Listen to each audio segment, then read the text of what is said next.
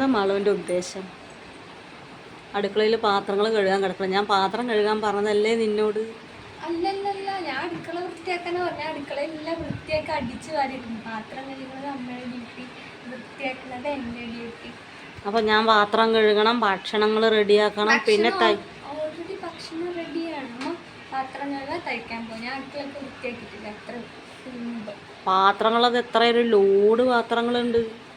ഞാൻ കഴിച്ച പാത്രമൊക്കെ ഞാൻ തന്നെ കഴുകി വയ്ക്കാറുണ്ട്. അപ്പം അച്ഛനും കഴുകിയ പാത്രം കണ്ടാൽ കഴുകണ്ടേ? അങ്ങനെ അതാണ് ഇക്വാലിറ്റി എന്ന് പറഞ്ഞ സംഭവമുണ്ട്. ആൺകുട്ടികളും പെൺകുട്ടികളും ഒരുമിച്ച് നമുക്ക് ജോലി ചെയ്യാം.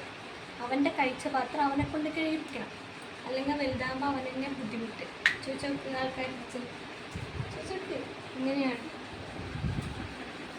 എന്നിട്ട് നീ അവൻ കഴിക്കാതിരിക്കുമ്പോൾ അത് പറയണ കേൾക്കണില്ലല്ലോ. ഞാൻ അവനടുത്ത് പറയാറുണ്ട്, അവൻ കഴിച്ച പാത്രം ഞാൻ എടുത്തിട്ട് പോയി. ഞാൻ എടുത്തിട്ട് പോയില്ല. അവൻ ഒരു ദിവസം അവൻ തന്നെ മതിയായിട്ട് അവൻ എടുത്തിട്ട് പോയി കഴുകി വയ്ക്കും. നമ്മൾ പെട്ടെന്ന് എടുക്കുമ്പോൾ അവൻ്റെ ഓർമ്മയിൽ ഉണ്ടാവില്ല. പറയും ഞാൻ എടുത്തിട്ട് പോകും, അവൾ എടുത്തിട്ട് പോകുന്നത്. അങ്ങനെ ഒരു സംഭവം ഞാൻ ഉണ്ടാക്കി. അമ്മ വേണമെങ്കിൽ ചെയ്യും, ഞാൻ ചെയ്യും. അവൻ കഴിച്ചത് അവൻ തന്നെ കഴുകി വയ്ക്കും. അവന് വേണമെങ്കിൽ അവൻ തന്നെ വിളമ്പി വയ്ക്കണം. അതൊക്കെ അമ്മ ചെയ്യുന്ന ഒരു മിസ്റ്റേക്കാണ്. അവൻ വിളമ്പി മുന്നിൽ വയ്ക്കുന്നത്. അങ്ങനെ ചെയ്യാൻ പാടില്ല. അവരവരെന്നെ വിളമ്പി കഴിക്കണം. മനസ്സിലായോ? അപ്പം നിനക്ക് ഞാൻ ഇടയ്ക്ക് വിളമ്പി തരുന്നുണ്ടല്ലോ.